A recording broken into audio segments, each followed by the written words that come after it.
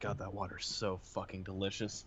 Hey guys, it's Tim, and this is Pro Wrestling Unlimited. As we're here with yet another Monday Night Raw review. Tonight's Monday Night Raw was an okay show.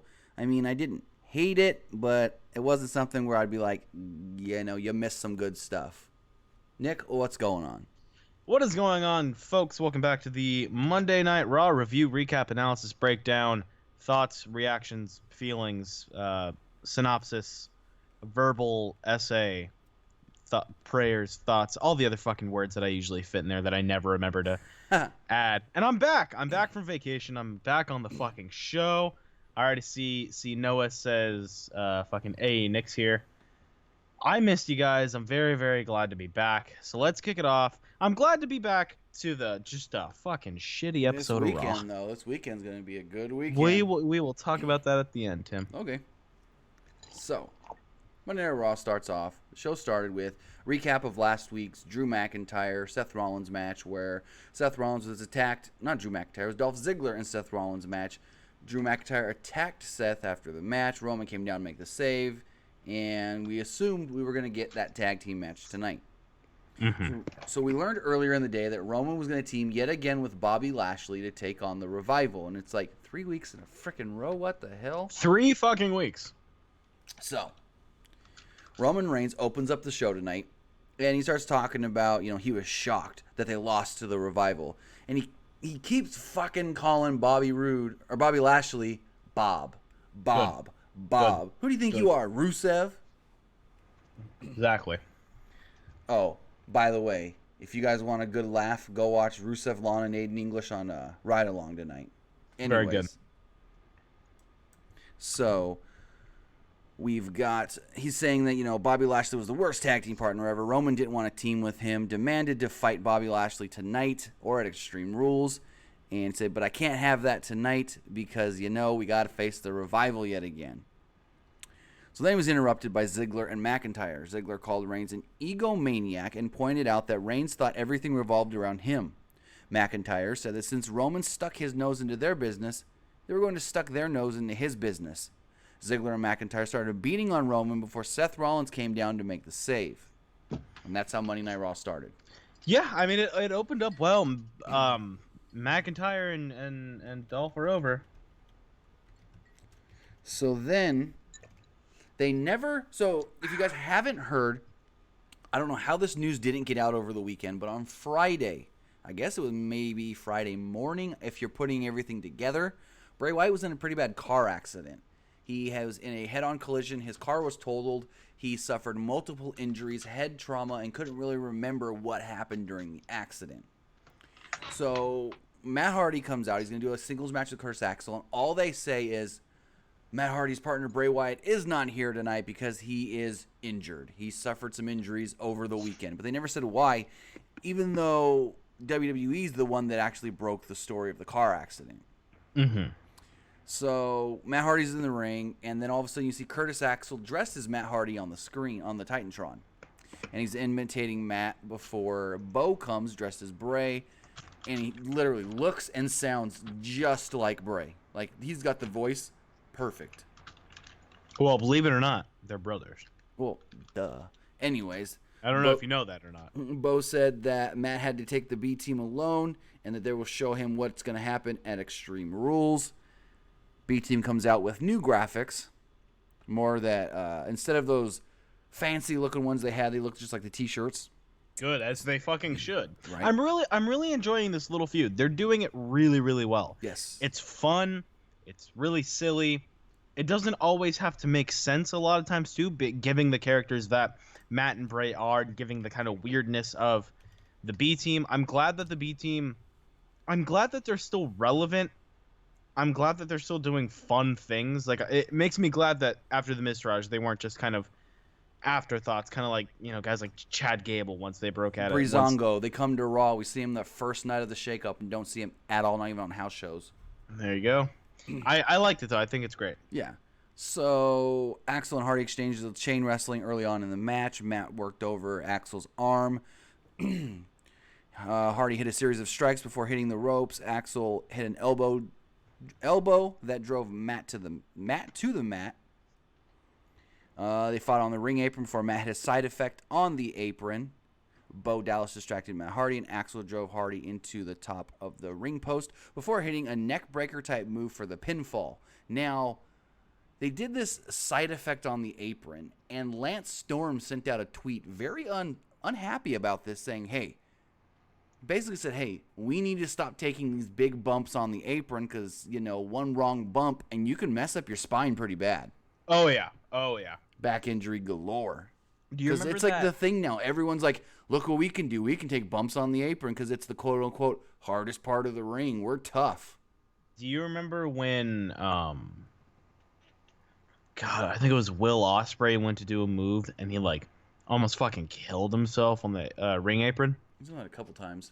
Yeah, he's come close to death 100 times, but he apparently gets some kind of, high from it because he'll do it again on the next show. The New Japan LA show, there was a spot with Hangman and why am I blanking on it? Jay White, where Hangman, if he was less than 6 inches closer to the ring, his head would have just splashed, splatted. I luckily never have to worry about being less than 6 inches. But let's continue on here.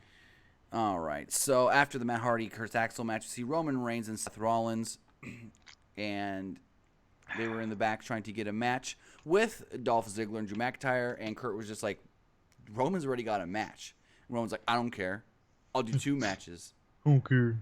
So Kurt's like, fine, if that's what you want to do.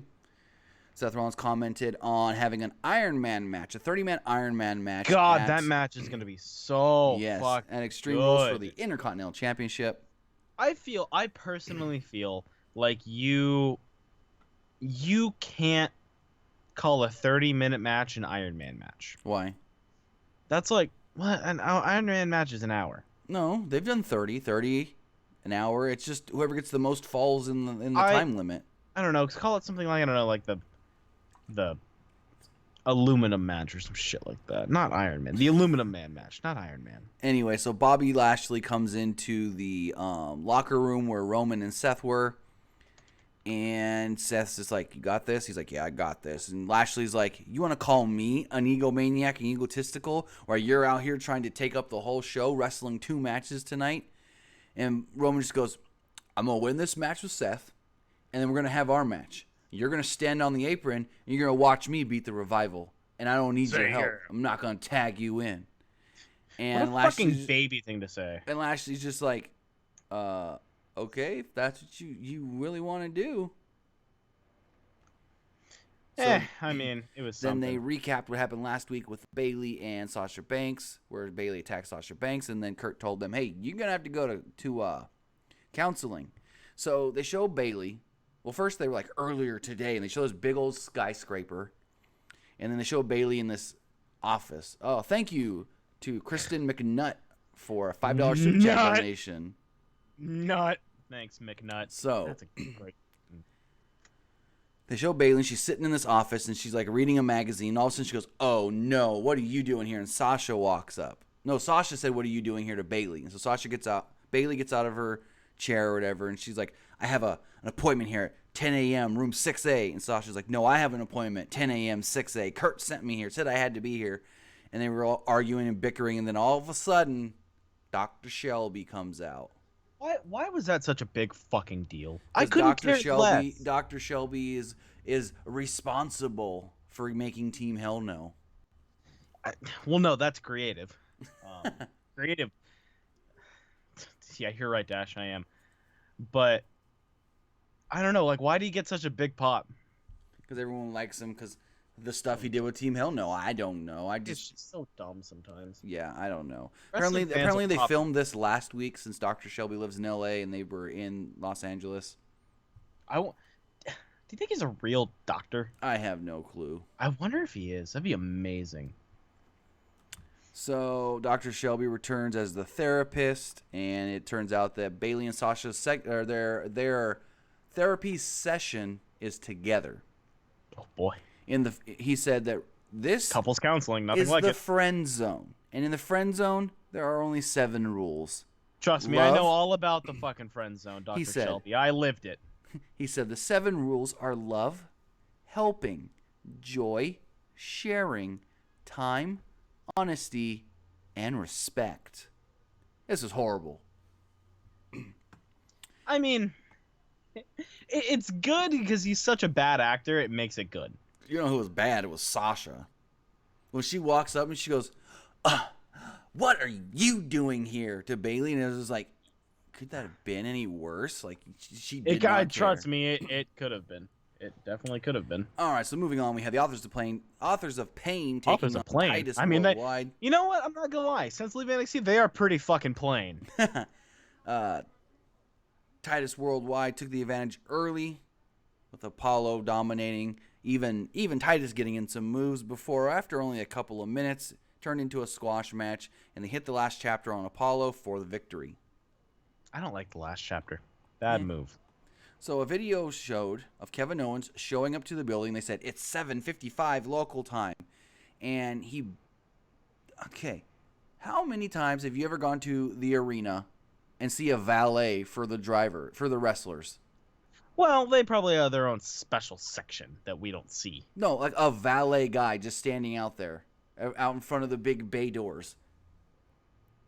Never.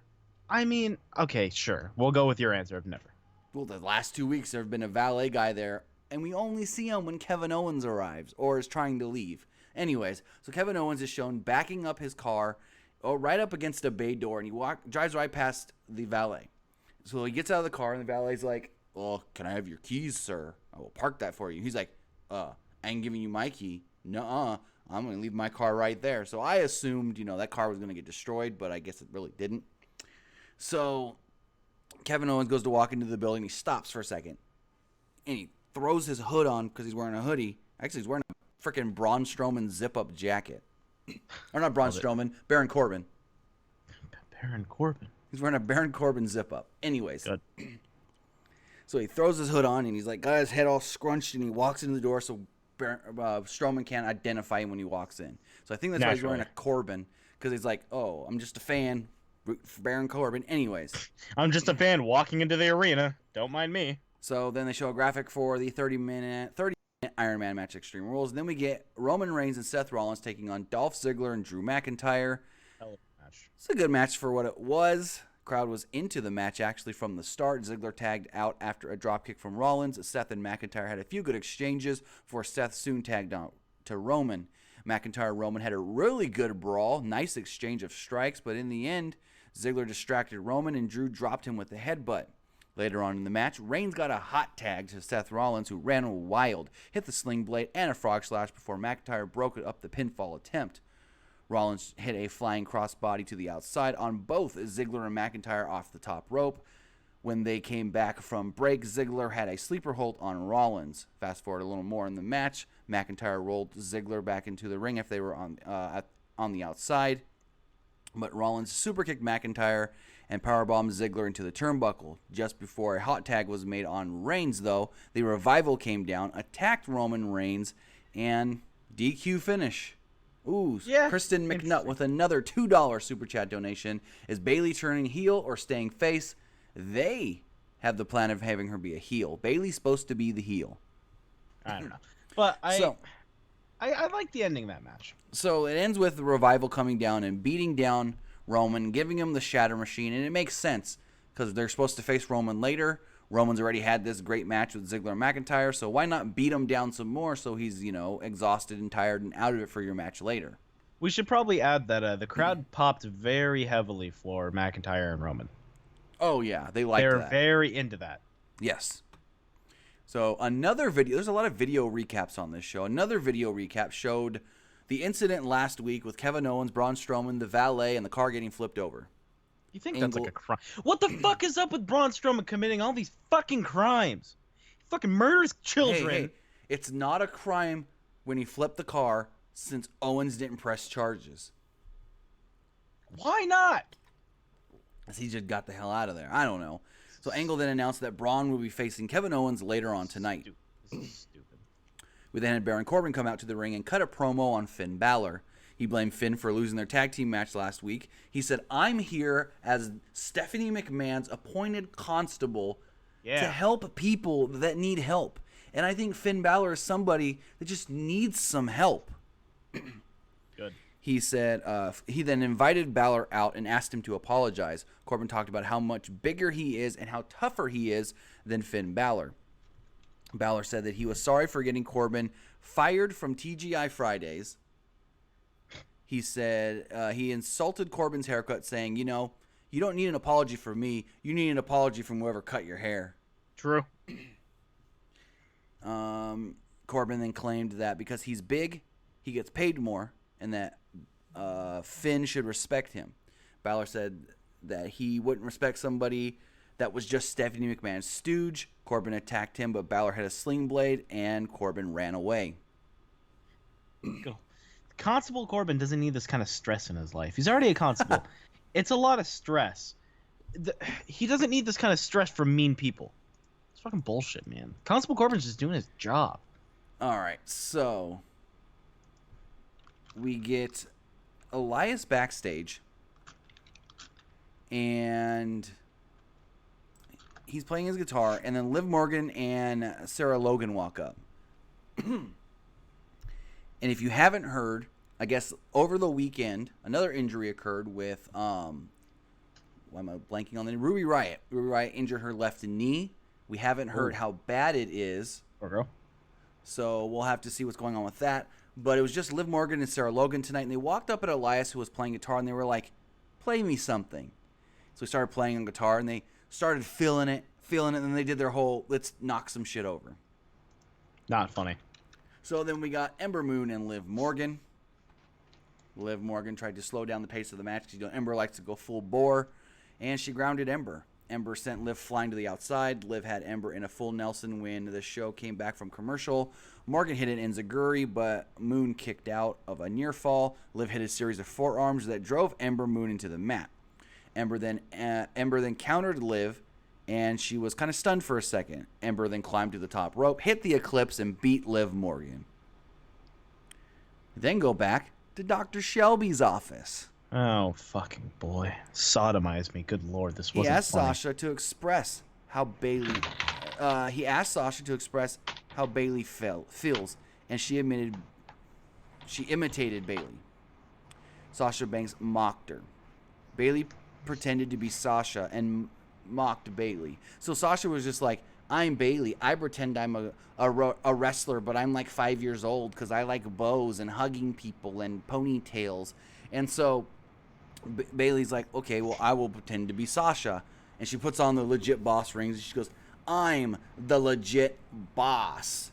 And I don't like other people getting opportunities. If you do, I'll stab you in the back.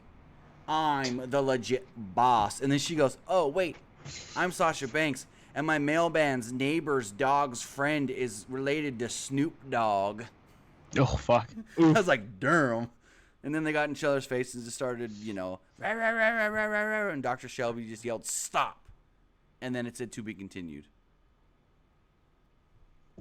It's not very funny. It wasn't very good. No, I'm sorry. Especially when it said to be continued and nothing happened.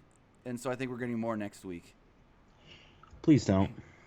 So then we had Roman Reigns, Bobby Lashley taking on the Revival. Basically, Bobby Lashley was on the apron. Roman started the match, and Roman would not tag out.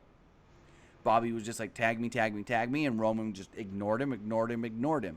Mm-hmm. At one point, Dash and Dawson, so earlier when they attacked Roman, they played it off as Roman hurt his ribs. So they were playing that up in this match where they kept attacking Roman's ribs. Whenever Roman would try to get ahead of steam, they'd kick him or punch him in the ribs, and they would cut him off. So Roman tried to make a comeback, but Dawson kicked him in the ribs, like I said, at this point, and it actually looked like a low blow, but it wasn't. It was right in front of the referee. Michael Cole said that was a kick to the ribs, and Dash rolled up Roman, but Roman kicked out. Lashley then went into the ring and spine-busted both Dash and Dawson, and Roman still refused to tag Lashley in. Revival then beat on Roman 2-on-1, getting the disqualification, and they didn't care. They were just like, we're going to beat the crap out of Roman, and what does Lashley do? Lashley did the whole, wave your hand to the side, like, fuck you. You want to do this on your own? I'll walk away. And he walked up the ramp. So here's what bothered me. WWE sent out a notification that said Roman Reigns and Bobby Lashley defeated the Revival via disqualification after the Big Dog refused to tag in Lashley. Yes. That made it sound like the Revival got DQ'd because No, I get what you're saying. it just doesn't make fucking sense. It's weird. That makes sense. No, it's basically Roman went tag in. They couldn't get Roman down, so they just said, screw it. We don't care if we win or lose. Let's just beat him down. And Lashley walked away. They hit him with another shatter machine. So then we see Kevin Owens in Kurt Angle's office. He's like, you need to cancel the match. I can't wrestle Braun Strowman tonight. What are you thinking? This is horrible. You're letting all this bad stuff happen on your show. Basically the same stuff Baron Corbin keeps telling him. And Owens is like, I know what. You know, you like Shania Twain? We're friends now. I can get you Shania Twain tickets. I'll babysit your kids. He's like, come on, I'll hook you up. And he's like, no, you're going to have the match. And he's like, no Shania Twain for you. So Kevin Owens wanted to babysit Jason Jordan. Yeah, that's what I got out of it. So then camera pan back and we see Roman Reigns laying in the ring and the crowd was booing. So I'm come back from commercial and production was all kinds of wonky here because they tried to show a replay of what happened before the commercial in the tag match, and then it, all of a sudden cut to Kurt backstage on his phone, and then it cut back to the ring for half a second, and then it cut back to Kurt on his phone, and then all of a sudden Roman was in his office, and he goes, you need to make that match. He's like, it's already made. Lashley came into my office and we had a talk.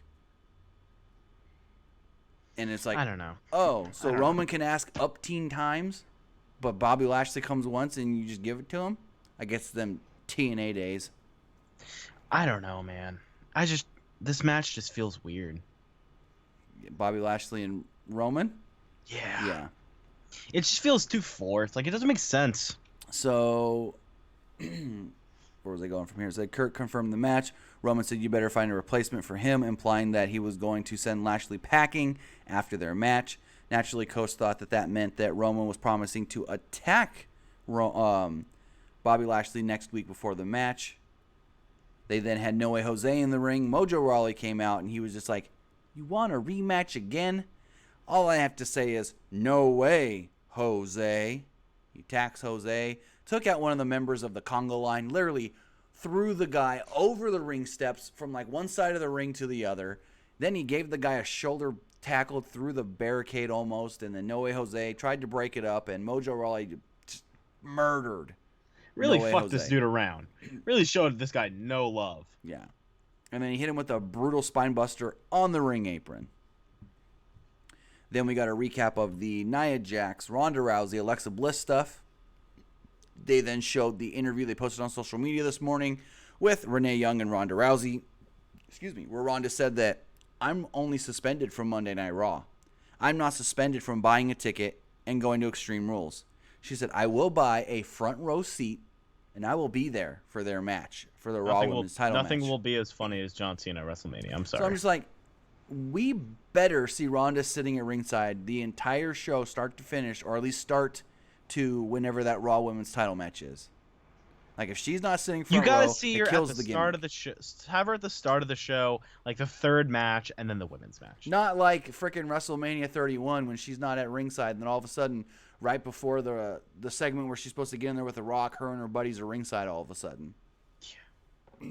Anyways, so they were like, oh, well, I guess Ronda Rousey will be at Extreme Rules. They were all shocked and whatnot.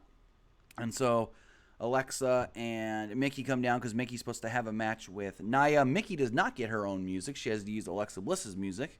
Shame, because I like Mickey's music. So do I. So Alexa comes out, or no, Nia comes out on the ramp, and she's just like, at WrestleMania 2 months ago, Alexa, I thought I was done with you when I won the Raw Women's Championship. Then, Backlash, I thought, okay, one more time, and I'll be done with you. And I squashed you at a Backlash, and so I thought it was all over. Then, because of what you call a legal Money in the Bank cash-in, we're starting... It was legal. Why are these heels having such good fucking arguments lately? I don't know. It's really not helping anyone else's fucking case. Because she's like, literally nothing I did was wrong. That's because in that same theory, we should hate Seth Rollins. We should have hated Seth Rollins. Should have hated Seth Rollins. Should have hated Daniel Bryan. Should have hated fucking Kane. Kane. Should have hated Dean Ambrose. I mean, Shit. Like, it doesn't make sense. Why Yeah, why no. are these heels like, oh god, didn't Alexa have a really good point? Like, she had a good point, like, I think 2 months ago. It was just like such a blatantly obvious point. It's like, who the fuck scripted her to give like the greatest point of all time? It's literally, you have the briefcase, you are allowed to cash it in whenever you want. And she did. Yeah. It's just so dumb. All right. So she then says, I guess we're going to have to do this one more time in Extreme Rules. Oh, and I just finished talking to Kurt backstage.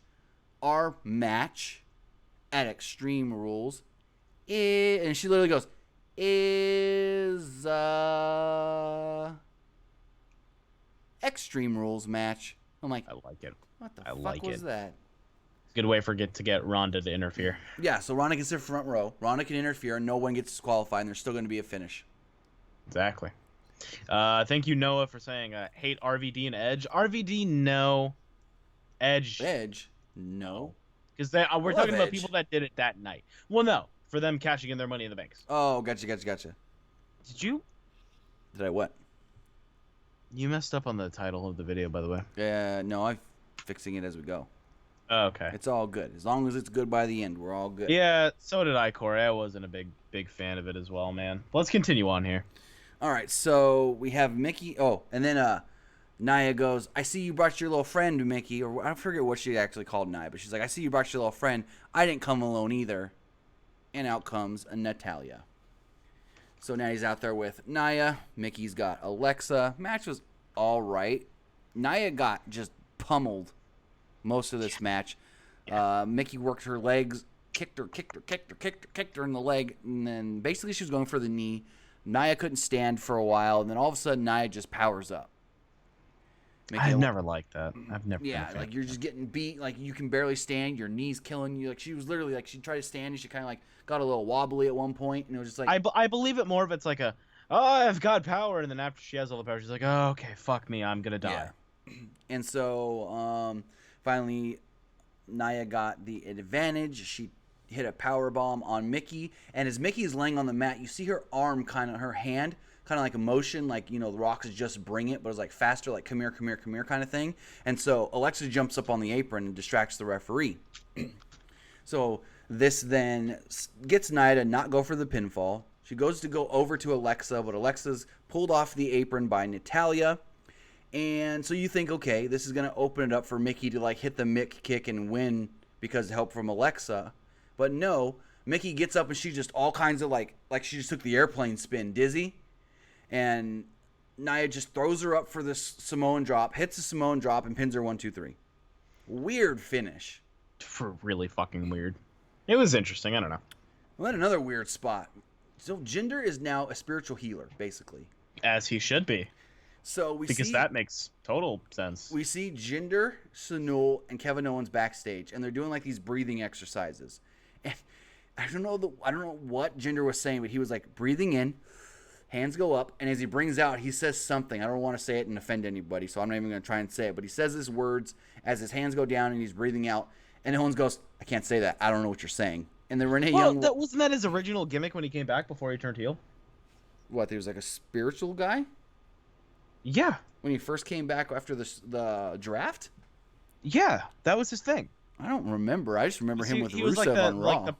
No, he was like the power of like healing and some shit like that. Like he held like his finger, like he closed the 4 fingers together. You don't remember that? Honestly, before he got with Rusev on Raw, I don't remember anything that he did. Good lord. I'll send you some video.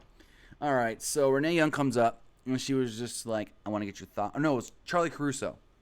She's like, I want to get your thoughts on having to face Braun Strowman tonight. He's like, I shouldn't have to, but you see me? I'm busy here. We're trying to get ready for my match. And he's like, all right, let's do this breathing again. And so he actually goes and does it with him, whatever. It was meh, kind of dumb. Way to get Jinder on TV. That's fine with me. Michael Cole then commented that there are 2 ways to take Roman Reigns. He's either a proud warrior or an egomaniac. Cole said he wanted to prove himself. Graves said that he refused to tag in Lashley because his pride got in his way. Lashley then cut a promo backstage, basically about the match at Extreme Rules, saying, the reason Roman can be called the big dog is because I haven't been around for 10 years. if I was here for these last 10 years, that wouldn't be his yard. He'd just have a concrete slab over at the trailer park. Naturally. He's like, Roman won't be the So guy. Heath Slater's yard. No, Slater's got that above ground pool. Fuck. He does. And so he goes, after Extreme Rules, Roman won't be the guy anymore. The guy. Then we had Braun Strowman, Kevin Owens. Braun threw Owens to the mat to start the match. Owens rolled to the outside. Owens decided, hey, let's run backstage. So he runs backstage, runs outside to his car, but he forgot his keys. So he runs back inside, and he jumps in a porta potty. Fans start chanting porta potty. Never thought I'd hear that. So You really think in this fucking day and age, porta potty is a questionable thing that they chant? You really think in fucking 2018 that is a questionable chant? Come on. No, I didn't say it was questionable. I said I wouldn't have expected it. How long have you been watching wrestling? Good Lord. Not long 20 enough. years. Sorry for your loss. Anyways. So, Braun knocked the door off the porta potty. God damn, speak fucking English. In a high-pitched voice, he said, is anybody there? And Owen said, occupied. So he duct taped the porta potty shut. Oh. And surprisingly, the porta potty's on wheels, and it's got ropes tied to it for Braun to just drag around backstage. That can't be safe. And so he's dragging it around backstage, kicking stuff out of his way. This guy gets in the way. He's just like, move! Jesus fucking Christ. Headphone warns, beware.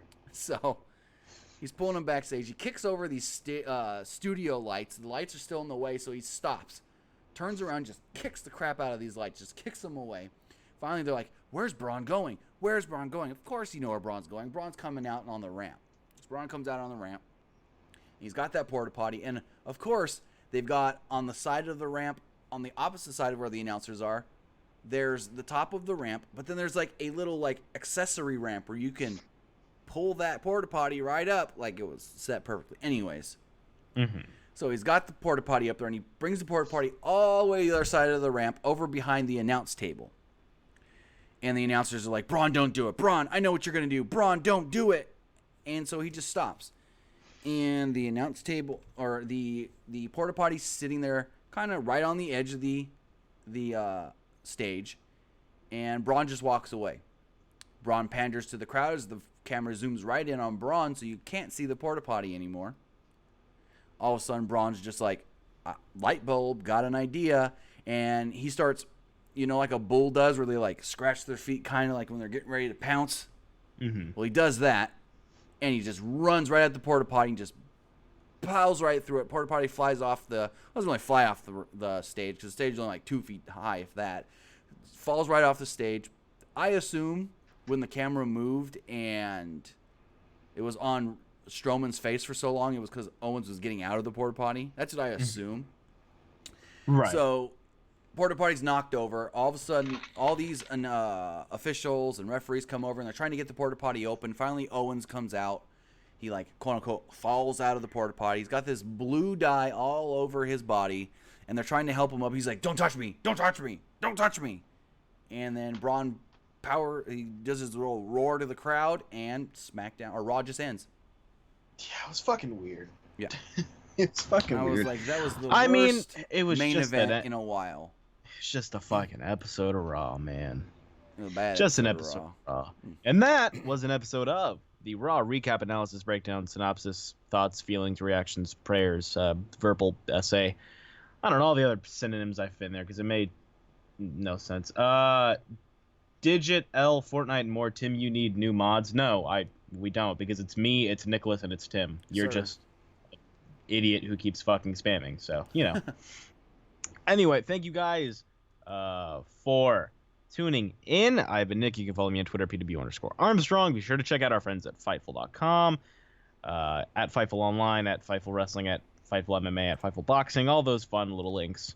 Follow us on Twitter at PWUnlimited, right here on Facebook.com and Instagram. Just search Pro Wrestling Unlimited. And on iTunes. If you want to listen to this later or listen to any other past episodes, you can pull it up on iTunes. We're going to have a lot more fun stuff coming up on the iTunes I have planned, so also, stay tuned. If you want some Pro Wrestling Unlimited merch. Oh, thanks, Luca. How'd you know it was my birthday? If you want some Pro Wrestling Unlimited t-shirts, go over to ProWrestlingTees.com/PWUnlimited, where you can get either the I'm a PWU guy or the My Guy t-shirt. 20% off if you do use the code America on Pro Wrestling Tees. But also, if you head over to the T Public store, the Pro Wrestling Unlimited T Public store, they're doing a sale as well for 4th of July where you get 30% off, no promo code needed, and you can get any of our t-shirts we have up there. Way more t-shirts on the T Public store than we do have on the Pro Wrestling Tees store. I have put the links in the chat for both of those, and I will put them in the description as well for anybody watching later. And just so you guys know, we will be at G1 in San Francisco. We're going to be doing some stuff there. We're not going to go into it right now. We'll save it for the Wednesday show. We'll talk more in depth about that, what we're going to be doing, if anyone would like to meet up on like Friday night or something. Yeah, meet up on a thing. Yeah, we could do that. So we'll talk more about it on Wednesday. Yeah, and Wednesday is kind of the more free range show, so we'll talk a little bit more about that. So stay tuned, buy your tickets, and I will see you guys tomorrow for the SmackDown Live thing in the jig. Bye-bye. Have a good night.